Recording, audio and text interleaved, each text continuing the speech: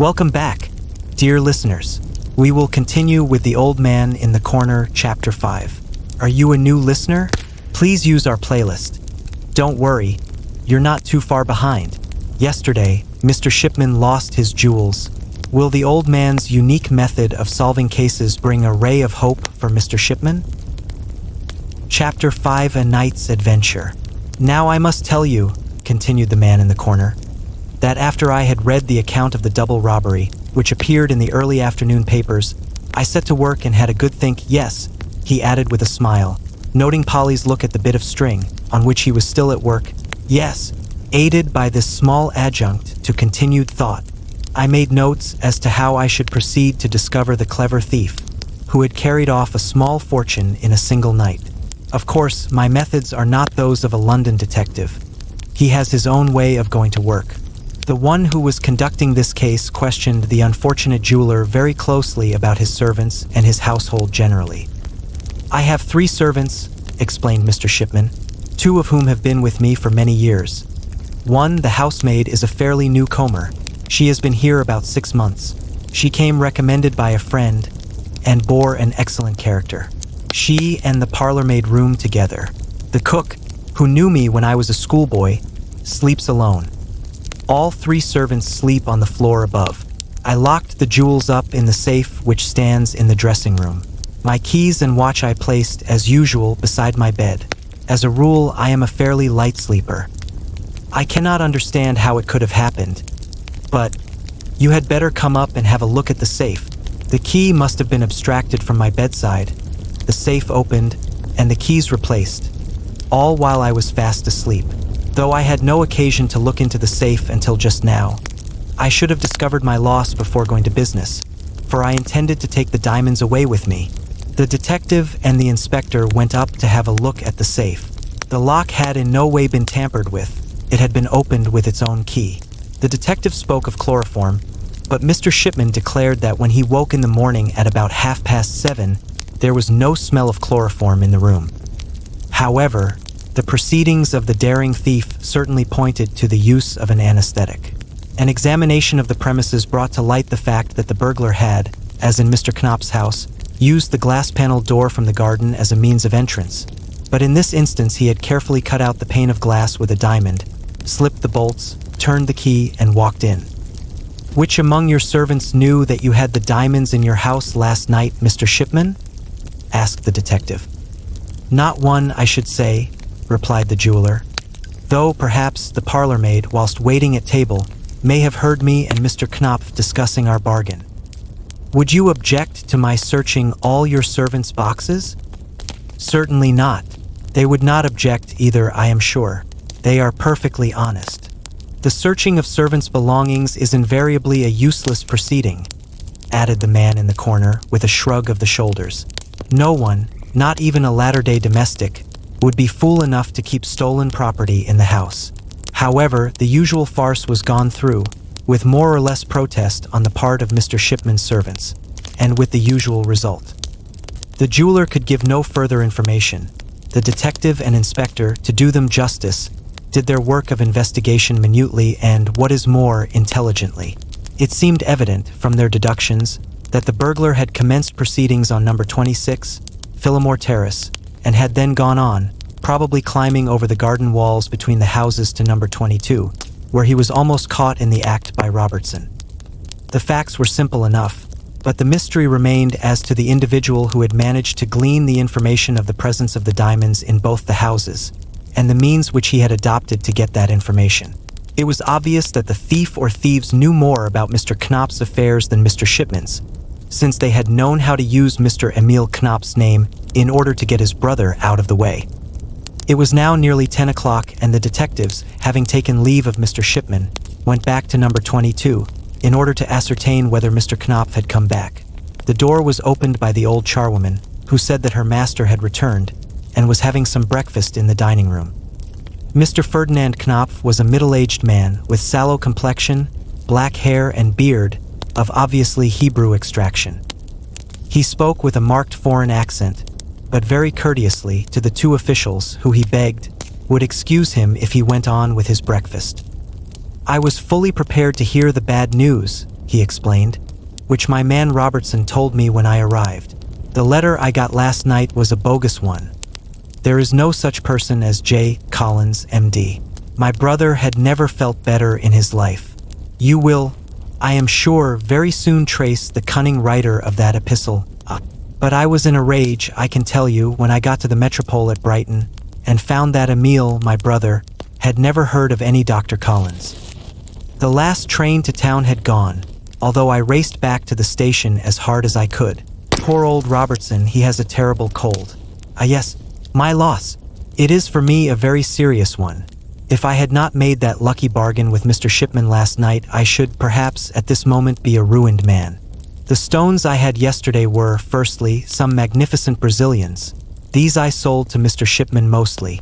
Then I had some very good Cape diamonds, all gone, and some quite special Parisians of wonderful work and finish, entrusted to me for sale by a great French house. I tell you, sir, my loss will be nearly £10,000 altogether. I sell on commission and, of course, have to make good the loss. He was evidently trying to bear up manfully, and as a businessman should under his sad fate.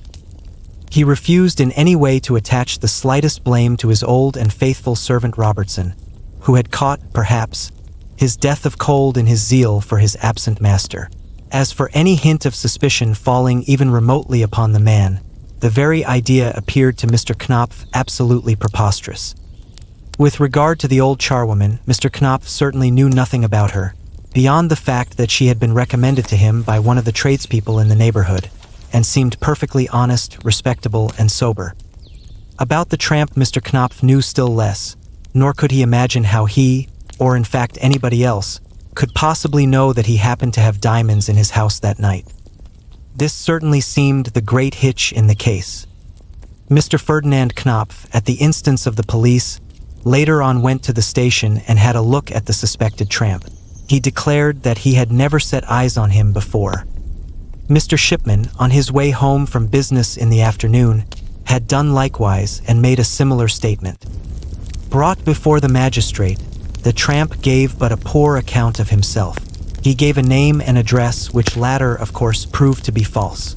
After that, he absolutely refused to speak.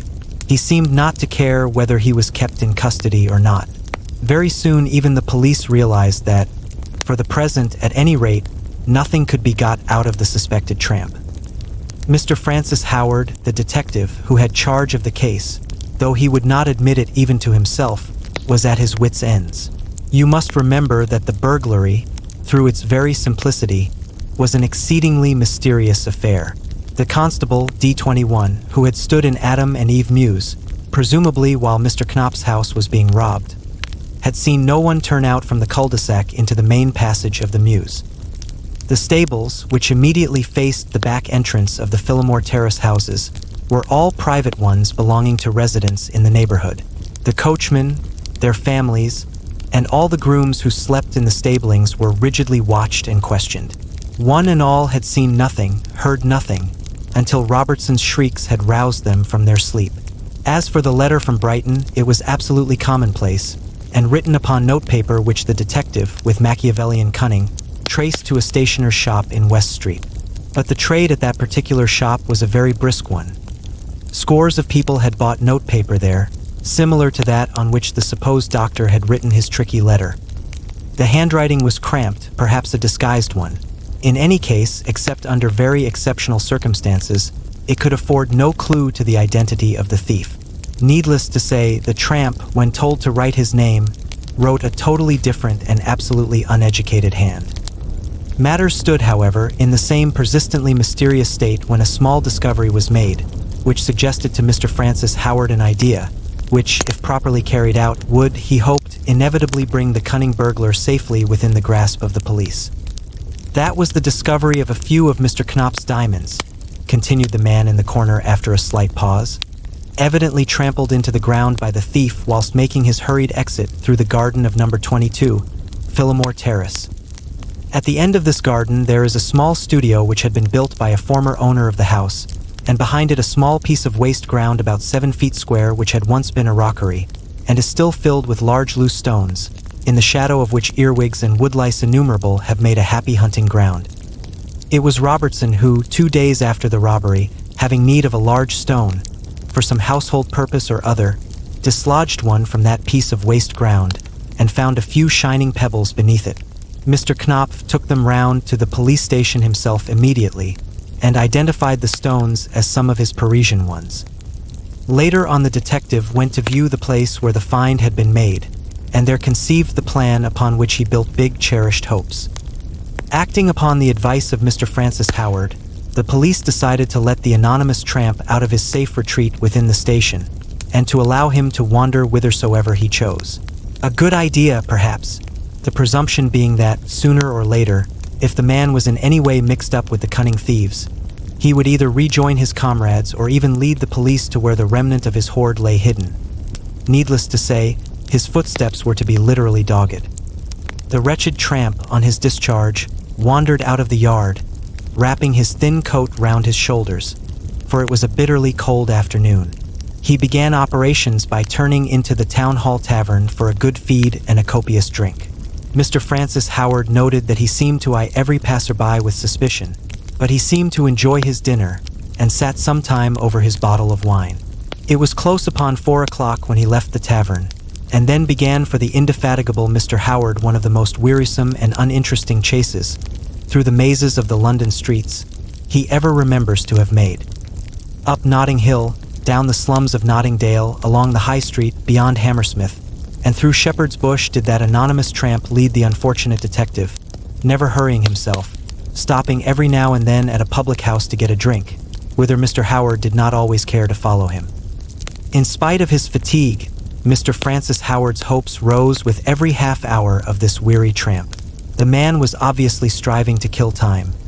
He seemed to feel no weariness, but walked on and on, perhaps suspecting that he was being followed. At last, with a beating heart, though half perished with cold, and with terribly sore feet, the detective began to realize that the tramp was gradually working his way back towards Kensington. It was then close upon 11 o'clock at night. Once or twice the man had walked up and down the High Street, from St. Paul's School to Derry and Tom's shops and back again. He had looked down one or two of the side streets and, at last, he turned into Phillimore Terrace. He seemed in no hurry. He even stopped once in the middle of the road, trying to light a pipe, which, as there was a high east wind, took him some considerable time. Then he leisurely sauntered down the street and turned into Adam and Eve Mews, with Mr. Francis Howard now close at his heels. Acting upon the detective's instructions, there were several men in plain clothes ready to his call in the immediate neighborhood. 2 stood within the shadow of the steps of the Congregational Church at the corner of the Mews. Others were stationed well within a soft call. Hardly, therefore, had the hare turned into the cul-de-sac at the back of Phillimore Terrace than, at a slight sound from Mr. Francis Howard, every egress was barred to him, and he was caught like a rat in a trap. As soon as the tramp had advanced some 30 yards or so, the whole length of this part of the Mews is about 100 yards, and was lost in the shadow, Mr. Francis Howard directed 4 or 5 of his men to proceed cautiously up the Mews, whilst the same number were to form a line all along the front of Phillimore Terrace between the Mews and the High Street. Remember, the back garden walls threw long and dense shadows, but the silhouette of the man would be clearly outlined if he made any attempt at climbing over them. Mr. Howard felt quite sure that the thief was bent on recovering the stolen goods, which, no doubt, he had hidden in the rear of one of the houses. He would be caught in flagranti delicto, and, with a heavy sentence hovering over him, he would probably be induced to name his accomplice. Mr. Francis Howard was thoroughly enjoying himself. The minutes sped on. Absolute silence, in spite of the presence of so many men, reigned in the dark and deserted Mews. Of course, this night's adventure was never allowed to get into the papers, added the man in the corner with his mild smile. Had the plan been successful, we should have heard all about it, with a long eulogistic article as to the astuteness of our police. But as it was, well, the tramp sauntered up the Mews, and there he remained for aught Mr. Francis Howard or the other constables could ever explain. The earth or the shadows swallowed him up. No one saw him climb one of the garden walls. No one heard him break open a door. He had retreated within the shadow of the garden walls, and was seen or heard of no more. One of the servants in the Phillimore Terrace houses must have belonged to the gang, said Polly with quick decision. Ah, yes, but which? Said the man in the corner, making a beautiful knot in his bit of string. I can assure you that the police left not a stone unturned once more to catch sight of that tramp whom they had had in custody for 2 days. But not a trace of him could they find, nor of the diamonds, from that day to this. The missing tramp, who is he really? Could he be the key to solving the case? See you tomorrow.